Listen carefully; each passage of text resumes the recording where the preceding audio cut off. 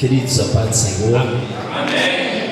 Aproveitando que vocês estão em pés, os que trouxeram a Bíblia, ou algo que possui a Bíblia, o Evangelho escrito por Marcos, capítulo de número 4, os versículos são o de número 1, versículo de número 35, 36, 37 e por fim o versículo de número 38. Evangelho escrito por Marcos, capítulo de número 4, e os versículos de número 35 ao versículo de número 38. Se podemos ler, digam amém. Amém. Leiamos. E naquele dia, sendo já tarde, disse-lhes: passemos para o outro lado. E despedindo a multidão, levaram-no consigo, assim como estava, no barco. E havia também com ele outros pequenos barcos. E se levantou grande tempestade de vento, e as ondas batiam no barco de modo que já se enchia. E ele estava na parte de trás do barco, dormindo sobre uma almofada. E eles o despertaram, dizendo: Mestre, não te importa que pereçamos? Feche os seus olhos. Deus,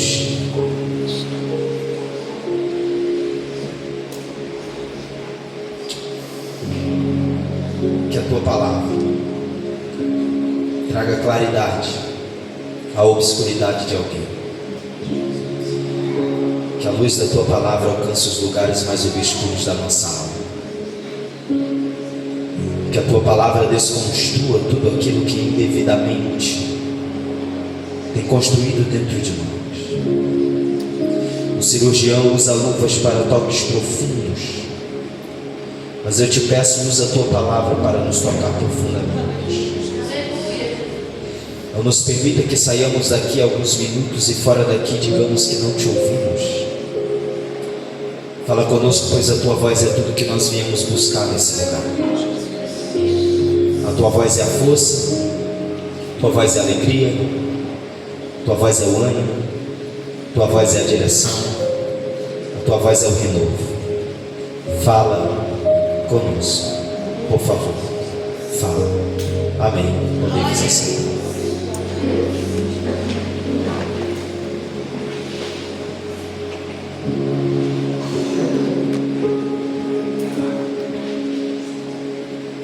Queridos, quero louvar a Deus pela vida dos pastores. Que Deus em Cristo continue abençoando, prosperando e entregando na mão de vocês as mais lindas e as mais belas estratégias para o bom andamento desta obra. Eu sou esposo de uma linda mulher. A minha esposa é uma das maiores provas de que realmente Deus é bom, pastor. Porque somente Deus, em sua infinita bondade, da mulher bonita ao homem feio. Nós somos pais de uma linda criança, o Ícaro Rauan. O Ícaro Rauan é um autista que está se desenvolvendo verbalmente, mas a primeira vez que ouvimos a sua voz foi cantando o hino da harpa, de número 36, o Exilado. Ele tem um hiperfoco nas Sagradas Escrituras e acreditamos que foi nela que dos 3 para os 4 anos de idade ele aprendeu a ler. Esses dias colocamos ele numa aula de musicoterapia e o Ícaro, sem nunca ter tido contato com teclados, fez notas. Nós servimos a Jesus e somos felizes. Afinal de contas, não tem como não ser feliz servindo a Jesus. Pode a mãe se esquecer de um filho, mas ele nunca se esquecerá de nós. Lemos alguns versículos de um texto trivial, um texto conhecidíssimo na esfera religiosa. Partindo de um ponto de vista lógico e óbvio, esse texto é um dos textos que formam um livro escrito por Marcos. Esse livro tem o nome do seu escritor como título, mas na leitura deste livro nada encontramos sobre o seu escritor, a não ser uma especulação no capítulo de número 14, ou como queiram os mais formais, 14, As principais informações sobre Marcos estão em um dos livros escritos pelo Dr. Lucas, a saber, o livro dos Atos dos Apóstolos. Marcos, segundo algumas versões, foi primo, outras sobrinho, mas o que é indiscutível, porque é a substância bíblica, é o grau parentesco que Marcos tinha com o irmão Barnabé, aquele que foi companheiro do irmão Paulo em algumas viagens missionárias. Marcos foi filho da irmã Maria. Foi na casa da irmã Maria, mãe de Marcos, que os irmãos se reuniram para orar pelo irmão Pedro, que estava preso. Enquanto os irmãos oravam na casa da irmã Maria, mãe de Marcos, o anjo desceu na prisão e tirou Pedro de lá. O anjo tirou Pedro da prisão, mas quem tirou o anjo do céu foi a oração da igreja. Eu repito, o anjo tirou Pedro da prisão, mas quem tirou o anjo do céu foi a oração da igreja. Marcos escreveu esse livro focando no ministério de Jesus sobre a ótica da ação. A intenção de Marcos era passar aos leitores do livro, que tem o seu nome como título, a ideia de que constantemente Jesus estava em movimento, curando, expulsando demônios, fazendo milagres. Só que no capítulo de número 4, versículo de número 38, nós encontramos Jesus dormindo. O que Jesus está fazendo é ao contrário do foco de Marcos. O livro escrito por Marcos, ele tem 16 capítulos, mas somente em um nós encontramos Jesus dormindo. E se podemos extrair daqui uma lição, a lição é que de 16 focos nossos, Jesus vai fazer ao contrário. Essa numeração não é doutrinária, essa numeração não é via de regra. O que eu estou dizendo é que tem vezes que Jesus vai fazer de acordo com os nossos focos, mas tem vezes que Jesus vai fazer ao contrário dos nossos focos. Mas independente se de acordo ou se ao contrário, ambas formas são boas, são perfeitas. Afinal de contas, a ferramenta que Jesus usa em seus trabalhos é a sua vontade. E Paulo, escrevendo a carta para os irmãos em Roma, no capítulo de número 12, no versículo de número 2, ele diz que a vontade dele é boa, perfeita e agradável. Mas a grande verdade é que essa vontade agradável não agrada a todos, porque não são todos que entendem que ela é boa e que ela é perfeita. Queridos pastores, se a ferramenta que Jesus usa em seus trabalhos é a sua vontade, e a sua vontade é boa e é perfeita, então melhor do que saber de que forma Jesus está trabalhando é saber que Ele está trabalhando. Eu repito, melhor do que saber de que forma Jesus está trabalhando é saber que Ele está trabalhando. Porque saber de que forma Jesus está trabalhando não muda nada, mas saber que Jesus está trabalhando muda tudo, porque a vontade dele é boa, perfeita e agrada a todos aqueles que entendem isso. Jesus está dormindo. O que Jesus está fazendo é ao contrário do foco de Marcos. E nós precisamos ter maturidade para entender que tem vezes que Jesus vai falar diferente daquilo que queremos que Ele fale. Nós precisamos ter maturidade para entender que tem vezes que Jesus vai mostrar diferente daquilo que queremos que Ele mostre. Nós precisamos ter maturidade para entender que tem vezes que Jesus vai fazer diferente daquilo que queremos que Ele faça. Se nós não entendermos isso, estamos propensos, estamos inclinados às frustrações. Jesus está dormindo, e o que chama a minha atenção é exatamente isto. Porque enquanto o que chama a atenção dos discípulos é Jesus aquietando o vento e aquietando o mar, o que chama a minha atenção é Jesus dormindo, quando o vento e o mar estavam inquietos. Jesus está dormindo. E o versículo de número 35, onde nós iniciamos a leitura, diz: naquele dia. Que dia? Eu procurei. Você pode procurar, mas eu acredito que o seu resultado não será diferente do meu e nada será achado, porque não há disponíveis informações que especifiquem que dia é esse. E tudo o que podemos dizer sobre esse dia é que ele pode ter sido algum dos dias da semana, ele pode ter sido uma segunda, ele pode ter sido uma terça, ele pode ter sido uma quarta, ele pode ter sido uma quinta, ele pode ter sido uma sexta, ele pode ter sido um sábado, ele pode ter sido um domingo, mas nós não temos recursos para partirmos deles e afirmarmos de forma tão precisa que dia é esse. E isso nos remete à ideia de que esse dia é um dia rotineiro, de que esse dia é um dia normal, de que esse dia é um dia qualquer, de que esse dia é um dia que não foi depositado nele nenhum tipo de expectativa. O versículo de número 35 continua dizendo: sendo já tarde. Pastores, se não bastar não ter depositado nenhum tipo de expectativa nesse dia rotineiro, nesse dia normal, nesse dia qualquer, ele ainda está passando. E disse-lhes: quem? Jesus. O que? Passemos para o outro lado. Percebam, a primeira palavra de Jesus é passemos. E Jesus diz isso exatamente num dia que está passando. Sabe o que é isso? É Jesus querendo que os discípulos se movimentem à medida em que o tempo se movimenta. Porque tem muita gente parada enquanto o tempo passa. E posso falar uma coisa ao seu coração: você nunca vai viver experiências diferentes enquanto você estiver parado. Você nunca vai viver experiências diferentes enquanto você estiver parado. E talvez eu esteja falando para alguém que está paralisado. Talvez eu esteja falando para alguém que está paralisado, que tudo que se propõe é bloqueado pelo será. Mas será que eu faço? Será mesmo que eu consigo?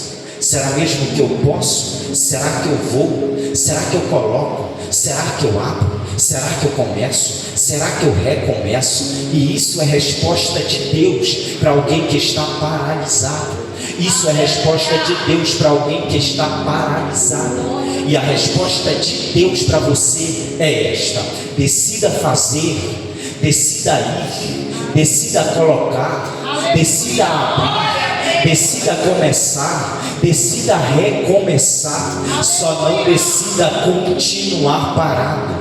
Só não decida continuar parada, porque o tempo passa.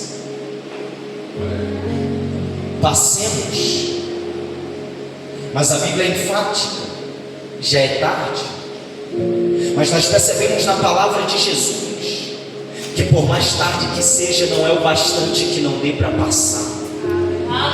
Tem gente na estrada da vida, carregando na bagagem coisas que já eram para ter ficado para trás há muito tempo. Tem gente nutrindo sentimentos que adoecem no psicológico e no emocional. Tem gente vivendo tristezas que já eram para ter ficado para trás há muito tempo. Decepções que já eram para ter ficado para trás há muito tempo. Frustrações que já eram para ter ficado para trás há muito tempo. Traumas que já eram para ter ficado para trás há muito tempo. Mágoas que já eram para ter ficado para trás há muito tempo. Traições que já eram para ter ficado para trás há muito tempo. Mas pastor, quem fez isso comigo se foi e nem sequer deu uma explicação. Quem fez isso comigo se foi e nem sequer pediu perdão. Quem fez isso comigo já morreu. Há tanto tempo eu vivo com essas tristezas. Há tanto tempo eu vivo com essas decepções. Há tanto tempo eu vivo com essas frustrações. Há tanto tempo eu vivo com esses traumas. Há tanto tempo eu vivo com essas mágoas. Há tanto tempo eu vivo com essas traições, que deixá-las para trás já é tarde. Mas entenda isto em nome de Jesus, que por mais tarde que você considere ser, não é o bastante que não dê para passar. Ou olha, a palavra de Jesus vai fazer pessoas passarem aqui esta noite e consequentemente tristezas vão ficar para trás, decepções vão ficar para trás, frustrações vão ficar para trás, traumas vão ficar para trás, mágoas vão ficar para trás, traições vão ficar para trás. Preciso tirar da bagagem esses pesos desnecessários. É preciso parar de nutrir sentimentos que lhe adoecem psicologicamente psicologicamente e emocionalmente. A palavra de Jesus para alguém esta noite aqui é: passemos, avancemos, vamos embora. Há um outro lado para desfrutarmos, há um outro lado para vivermos, e eu profetizo que esse outro lado será de Isaías capítulo de número 43 e versículos de número 18 e 19. Um outro lado de não nos lembrarmos de coisas passadas e nem considerarmos as antigas, porque Deus nos fará coisas novas e serão muito maiores, muito melhores. Tem alguém aqui que recebe esta palavra?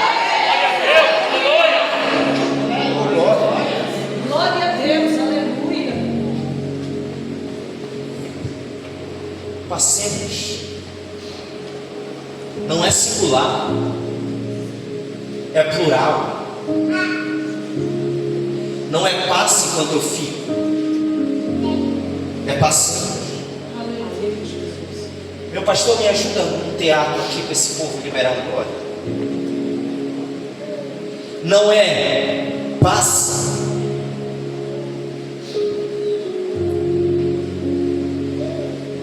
é passando.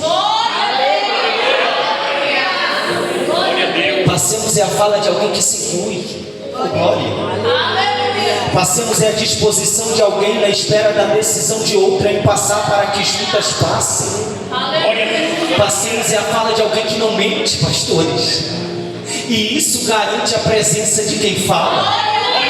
Oh, glória. Se passemos é a fala de alguém que não mente, e isso garante a presença de quem fala, então quer dizer que independente do que aconteça nesse processo de passagem, Ele vai estar junto. Se subir, Ele vai estar junto, mas se descer, Ele vai continuar junto. Se ganhar, Ele vai estar junto, mas se perder, Ele vai continuar junto. Se abrir, Ele vai estar junto, mas se fechar, Ele vai continuar junto. Se animar, Ele vai estar junto, mas se desanimar, Ele vai continuar junto. Ah, se sorrir, Ele vai estar junto, mas se chorar, Ele vai continuar junto. Aleluia! E talvez eu esteja falando para alguém que está se sentindo sozinho, sozinha, nesse processo de passagem, e Deus me trouxe lá de Goiânia só para lhe dizer: você não está sozinho, meu filho. Glória a Deus! Você não está sozinha, minha filha. Eu não te abandonei, meu filho. Eu não te abandonei, minha filha. Eu estou com você. Pode por alguns segundos levantar as mãos. Eu sinto a presença de Deus no meio dessa quietude.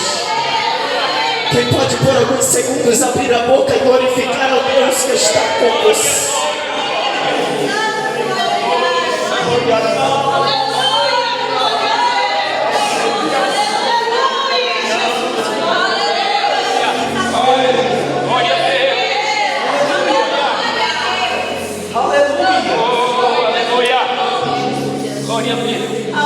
Passemos para o outro lado. Percebam, no geral, Jesus não diz passemos que talvez, quem sabe, exista um outro lado. Jesus diz passemos para o outro lado, porque esse outro lado não é dúvida. Esse outro lado é certeza. Aleluia!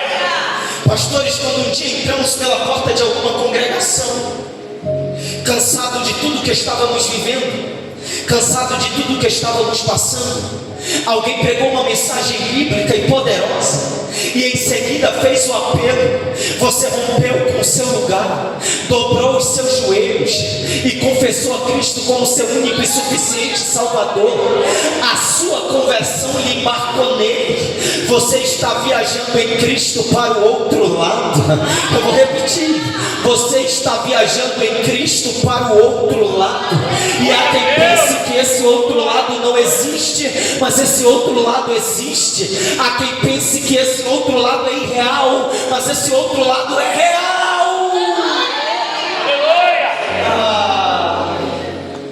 Mas eu não sei.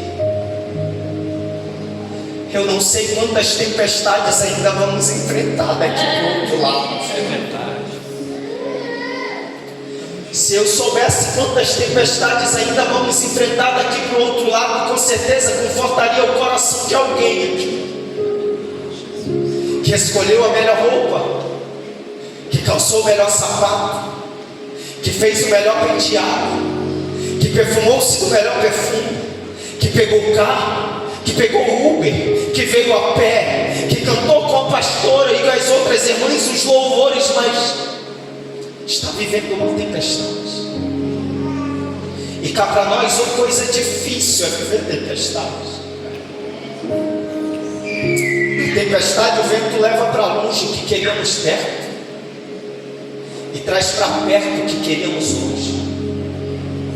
Na tempestade, as águas batem violentamente no barco, por vezes nos faz pensar, vai quebrar e eu vou morrer.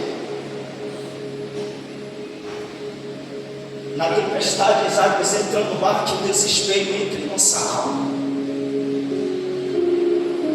Na tempestade, nós sofremos. Na tempestade, nós sentimos dores. Na tempestade, nós choramos. Oh, coisa difícil é viver tempestade. Mas eu vou dizer o que é mais difícil na tempestade. Não é o vento levando para longe o que queríamos perto, nem trazendo para perto o que queríamos longe. O pior da tempestade não são as águas batendo violentamente no barco, por vezes nos fazendo pensar que vai quebrar e vamos morrer. O pior da tempestade não são as águas entrando no barco e o desespero entrando em nossa alma. O pior da tempestade não são o sofrimento que passamos, não são as dores que sentimos, não são as lágrimas que derramamos. O pior da tempestade é que aquele que deveríamos ouvir para nos tranquilizar, é que aquele que deveríamos ouvir para termos paz, resolve não falar absolutamente nada. E isso que é pior na tempestade. É ver o vento levar para longe o que queríamos perto e ele não falar absolutamente nada. É ver o vento trazendo para perto o que queríamos longe e ele não falar absolutamente nada. É as águas baterem violentamente no barco a ponto de arrebentar com tudo, de acabar com tudo e ele não falar absolutamente nada. É ver as águas entrarem no barco, o desespero entrar na alma e ele não falar absolutamente nada. É sofrermos e ele não falar absolutamente nada. É sentirmos dores e ele não falar absolutamente nada. É chorarmos e ele não falar absolutamente nada. É isso que é pior na tempestade. E se eu soubesse quantas tempestades ainda vamos enfrentar daqui para o outro lado, com certeza confortaria o coração de alguém aqui. Chegou aqui vivendo uma tempestade, mas eu não sei. E com todo respeito à tempestade que você está vivendo, não importa saber. Por que, pastor? Porque independente de quantas tempestades tenhamos que enfrentar, de uma coisa eu sei: o que? A gente vai chegar. Tem esposa que vai chegar sem o seu esposo, mas você vai chegar com o seu esposo. Tem esposo que vai chegar sem a sua esposa, mas você vai chegar com a sua esposa. Tem filhos que vão chegar sem os seus pais, mas você vai chegar com os seus pais. Tem pais que vão chegar sem os seus filhos, mas você vai chegar com os seus filhos. Nós vamos chegar. A tempestade se levanta.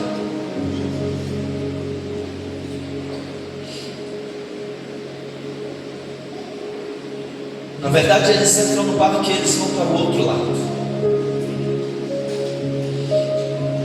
A tempestade se levanta. E o versículo de número 36 diz que havia com ele outros pequenos barcos. O versículo de número 37 diz: e levantou-se grande tempestade de vento. O versículo de número 38 nos informa somente o barco que Jesus está. Então, de duas uma, meu pastor: ou esses outros pequenos barcos afundaram, ou eles voltaram.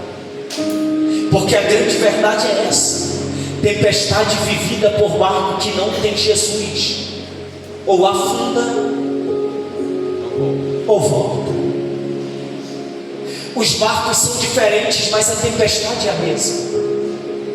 E talvez isso aqui conforte o coração de alguém que está vivendo problemas achando que é o único que está vivendo esses problemas, que está vivendo problemas achando que é a única que está vivendo esses problemas. Pastor, mas os problemas que eu estou vivendo são bem piores do que o de fulano, são bem piores do que o de ciclano, são bem piores do que o de beltrano. E talvez seja, porque tem problemas que enfrentamos que são bem piores do que o de fulano mesmo, que são bem piores do que o de ciclano mesmo, que são bem piores do que o de beltrano mesmo. Mas nós não podemos viver tristes, de cabeça baixa e chorando demasiadamente, porque pelo incrível que pareça, os mesmos problemas que nós estamos enfrentando, tem alguém em Luciane enfrentando também.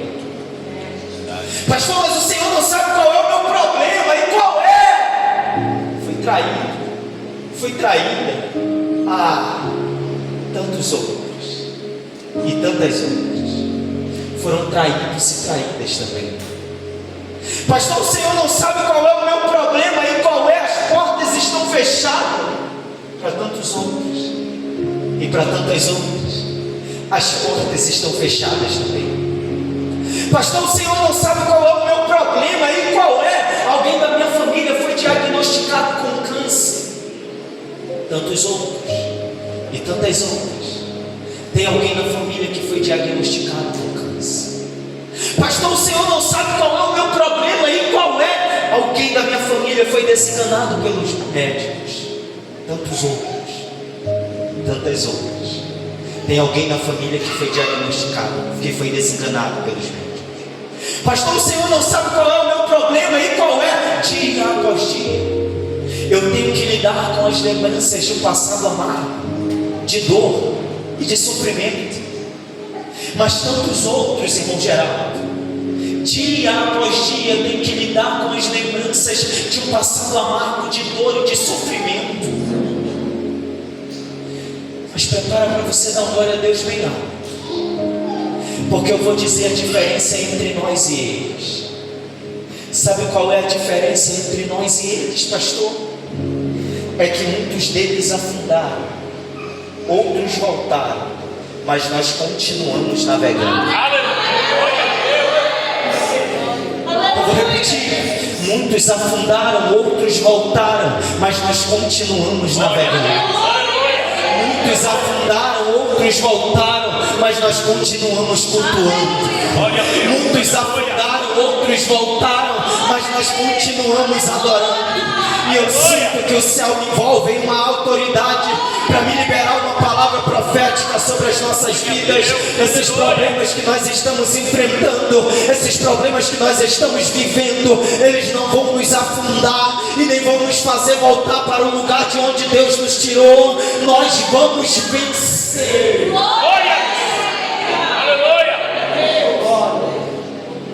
Amiga, você vai preparar o louvor? Tão lindo é cada momento. Playback não, porque eu não sei cantar. A voz da moça mesmo. A tempestade se levanta, pastor. Os discípulos estão desesperados. Os discípulos estão amedrontados. Porque é comum na tempestade nos desesperarmos. É comum na tempestade nos amedrontarmos. Os discípulos estão desesperados, os discípulos estão amedrontados. Eles estão acordados e Jesus está dormindo. A tempestade se levanta. E a tempestade é um problema. E na tempestade os discípulos estão acordados e Jesus está dormindo. Dobra atenção, já vou terminar. Os discípulos estão acordados e Jesus está dormindo, enquanto a tempestade se levanta, que ela é um problema. E no problema os discípulos estão acordados e Jesus está dormindo. Queridos pastores, quando nós não temos controle do problema, embora estejamos cansados, perdemos o sono, porque nós não sabemos como resolver. Mas quando nós temos controle do problema, nós descansamos. Nós dormimos porque sabemos que quando acordarmos resolveremos. Aleluia. A tempestade é um problema. E na tempestade os discípulos estão acordados e Jesus está dormindo. Por que os discípulos estão acordados na tempestade? Porque eles não têm o controle dela. Jesus dorme porque Ele tem o controle. Aleluia. Aleluia. Nós não vemos Ele falar dentro do barco até então, mas ainda assim Ele tem o controle. Nós não vemos Ele se movimentar dentro do barco até então, mas ainda assim Ele tem o controle. Aleluia. E talvez eu esteja falando para discípulos ou para discípulos que há dias não dormem como dormia, e eu entendo porque alguns problemas saíram do seu controle. Mas embora tenham saído do seu controle, não saíram do controle dele. Glória a Deus. Embora você não esteja ouvindo Jesus como você queria, mas ainda assim Ele tem o controle. Aleluia. Embora você não esteja vendo Jesus se movimentar ao seu favor, mas ainda assim Ele tem o controle. Eu vou ficar repetindo isso aqui para quem entrou aqui aflito e com a alma perturbada. Ele tem o controle. Ele tem o controle. Ele tem o controle. Ele tem o controle da sua casa. Ele tem o controle do seu relacionamento. Ele tem o controle dos seus negócios. Ele tem o controle. Ele tem o controle. Eu não estou dizendo que o controle está nas mãos do nosso pastor. Eu não estou dizendo que o controle está nas mãos da nossa pastora. E com todo respeito, se eu estivesse dizendo isso, vocês tinham que ficar preocupados mesmos. Vocês tinham que ficar aflitos mesmos. Porque em algum momento, meus pastores, vocês poderiam deixar cair o controle. Mas eu estou dizendo que o controle está nas mãos de quem nunca perdeu e nunca perderá. Glória, nunca perdeu e nunca perderá. E não há doenças, não há enfermidades capazes de arrancar das mãos dele o controle. Não há crises existenciais, não há crises financeiras capazes de arrancar das mãos dele o controle. Não há diagnósticos capazes de arrancar das mãos dele o controle. Nem mesmo o diabo é capaz de arrancar das mãos dele. Se coloca de pé, se coloca de pé.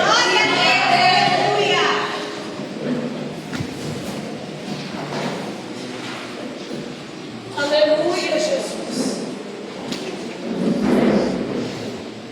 Aleluia. A tempestade se levanta. Desculpa, pastor, eu não sou um pregador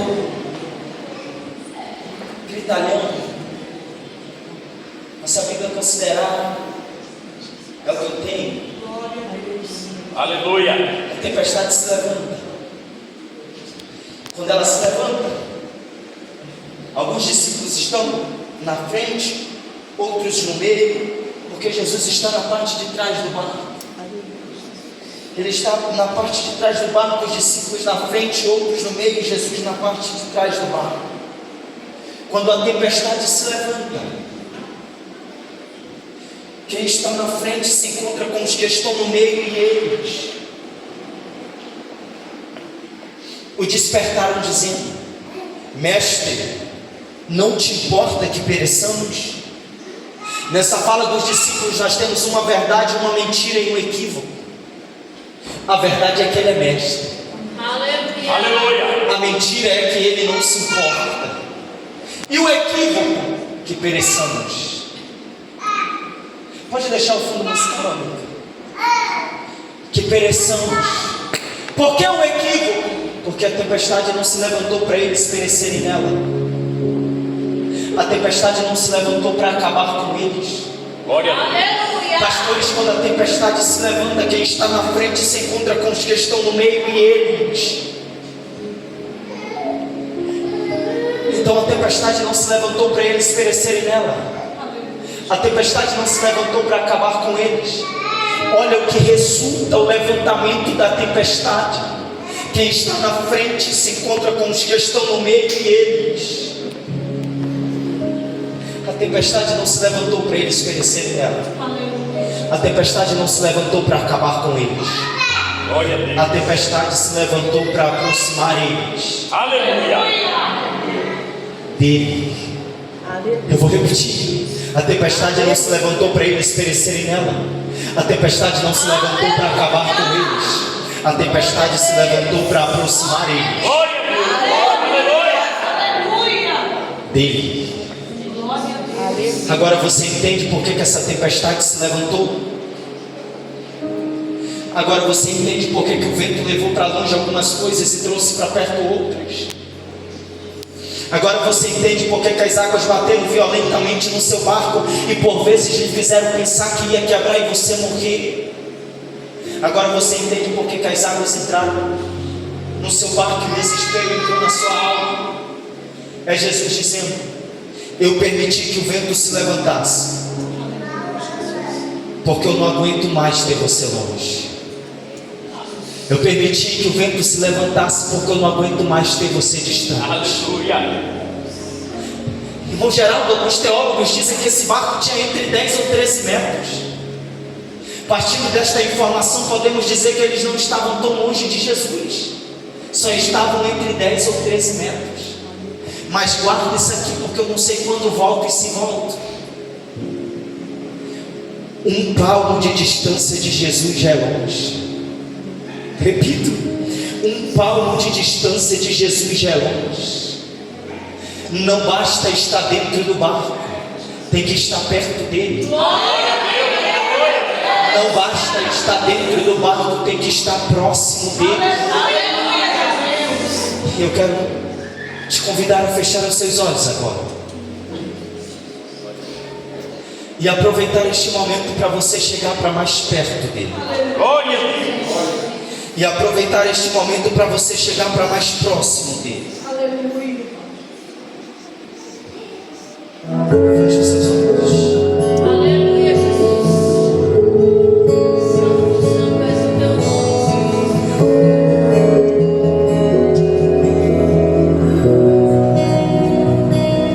Tão lindo é cada momento que me visita e faz de mim o teu altar. Feche os seus olhos e aproveite este momento para você se aproximar dele. Mais profundo Aproveite este momento para você chegar para mais perto dele. pra mim, amor, você nunca vai soltar. Tão lindo é cada momento que me visita e faz de mim o teu altar. Quero ir contigo mais profundo. Segura-me, amor, você nunca vai soltar. Perto dele há refrigério para sua alma. Perto dele há tranquilidade para sua alma. Onde só Perto dele há refrigério para sua alma. desfrutamos o momento. Perto dele há renovo para sua alma. Aproveite este momento para você se aproximar dele. Aproveite este momento para você chegar para mais perto dele. E sentir o sentimento. E à medida em que você se aproxima, à medida em que você chega para mais perto, seja envolvido, seja envolvida pela presença dele.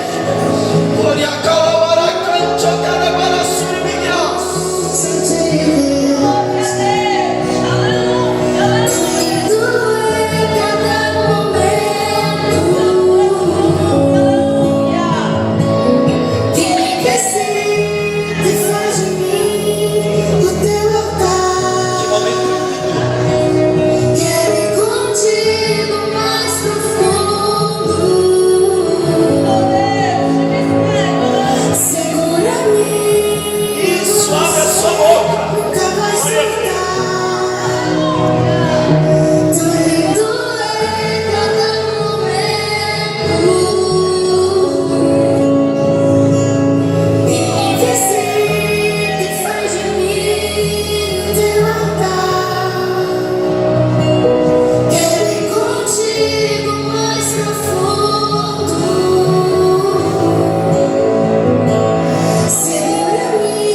minha mão eu sei, nunca vai soltar. Leva-me a um lugar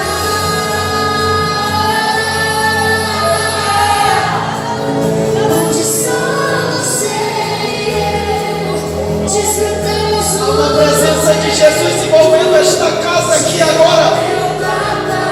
Há uma presença de Jesus renovando pessoas aqui agora.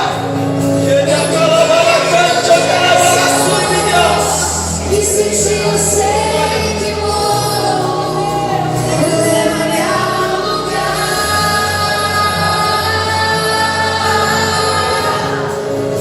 onde só você e eu desfrutamos o momento. Te amo, meu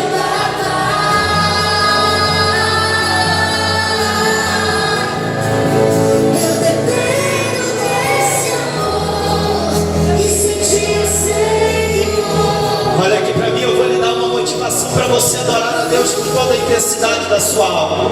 Glória a Deus. Eu suportaria, Pastora, eu amo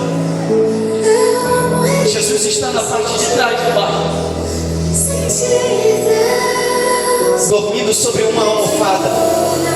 me adormecer. O vento, pastor, Meus problemas, e Jesus com a cabeça na almofada. minha tristeza, As águas batendo violentamente no barco. me vestiu com roupas novas. E Jesus com a cabeça na almofada. Cabeça, me deu As águas entrando no barco. presa. E Jesus com a cabeça na almofada. Jesus não acorda com o barulho da tempestade. Mas quando os discípulos dizem, mestre, Jesus, Jesus, tira a cabeça da almofada. Deus, aleluia. Jesus não acorda com o barulho da tempestade porque ele não se importa com tempestade. Jesus acorda com o barulho da voz dos discípulos porque ele se importa com os discípulos da tempestade. Glória a Irmão Geraldo, a voz dos discípulos. Os discípulos estão desesperados, os discípulos estão amedrontados. Logo a voz deles está carregada de desespero e medo. Mas quando eles dizem, mestre, Jesus acorda. Quando eles dizem, mestre, Jesus desperta. E a motivação para você adorar a Deus com toda a intensidade da sua alma é essa. Qual, pastor? Por mais desesperada que sua voz esteja, por mais amedrontada que sua voz esteja, ela sempre será ouvida por Jesus no meio de uma tempestade. Então eu quero te convidar a você a abrir a sua boca com a voz desesperada mesmo. Eu quero te convidar a você a abrir a sua boca com a voz amedrontada mesmo. Abre a sua boca com a voz desesperada mesmo. Abre a sua boca com a voz amedrontada mesmo. Diz, Jesus, eu não aguento mais. Abre a boca. Diz, Jesus, eu não suporto mais. Abre a boca. Diz, Jesus, eu quero liberar perdão, mas não consigo. Abre a boca. Diz, Jesus, me feriram. Jesus, me machucaram.